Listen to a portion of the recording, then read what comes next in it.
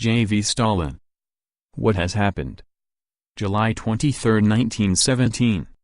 Source: Works, Volume 3, March to October, 1917. Publisher: Foreign Languages Publishing House, Moscow, 1954. The date was July 3rd and 4th.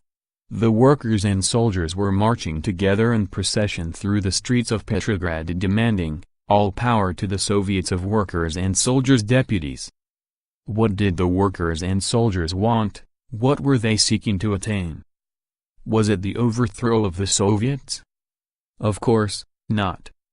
What the workers and soldiers wanted was that the Soviets should take all power into their own hands and alleviate the hard lot of the workers, peasants, soldiers and sailors. They wanted to strengthen the Soviets, not to weaken or destroy them.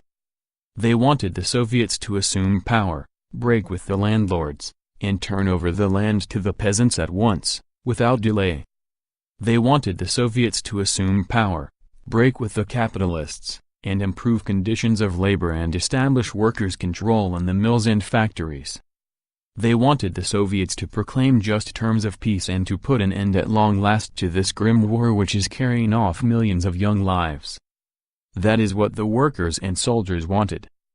But the leaders of the executive committee, the mensheviks and socialist revolutionaries, had no desire to follow the path of revolution. Rather than alliance with the revolutionary peasantry, they preferred agreement with the landlords. Rather than alliance with the revolutionary workers, they preferred agreement with the capitalists. Rather than alliance with the revolutionary soldiers and sailors, they preferred alliance with the military cadets and Cossacks. They perfidiously declared the Bolshevik workers and soldiers enemies of the revolution and turned their weapons against them, in deference to the wishes of the counter-revolutionaries. Blind fools! They failed to observe that in firing upon the Bolsheviks they were firing upon the revolution and paving the way for the triumph of counter-revolution. It was for this reason that the counter-revolutionaries, who until then had been lying low, crawled out into the open. The breach of the front which began at that juncture, and which revealed the utter disastrousness of the defensists' policy, still further fired the hopes of the counter-revolutionaries. And the counter-revolutionaries did not fail to take advantage of the blunders of the mensheviks and socialist revolutionaries. Having intimidated and entrapped them, and having tamed them and won them over to their own side, the counter-revolutionary ringleaders, the Milyakov gentry, launched a campaign against the revolution. Wrecking and suppression of newspapers, disarming of the workers and soldiers, arrests and manhandling, lies and slanders, violent despicable calumniation of the leaders of our party by venal police sleuths, such are the fruits of the policy of compromise. Things have reached such a pitch that the cadets, grown brazen, are issuing ultimatums, threatening, terrorizing, abusing and vilifying the Soviets, while the scared mensheviks and socialist revolutionaries are surrendering position after position, and, under the blows of the cadets, the brave ministers are falling like ninepins and clearing the way for Milyakov's placemen, for the sake of salvation of the revolution. Is it to be wondered, then, that the counter-revolutionaries are jubilant with victory?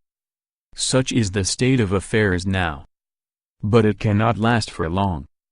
The victory of the counter-revolutionaries is a victory for the landlords. But the peasants cannot live any longer without land. A resolute struggle against the landlords is therefore inevitable. The victory of the counter-revolutionaries is a victory for the capitalists. But the workers cannot rest content without a radical improvement of their lot. A resolute struggle against the capitalists is therefore inevitable. The victory of the counter-revolutionaries means the continuation of the war. But the war cannot continue for long, because the whole country is suffocating under its burden. The victory of the counter-revolutionaries is therefore insecure and evanescent. The future is on the side of a new revolution.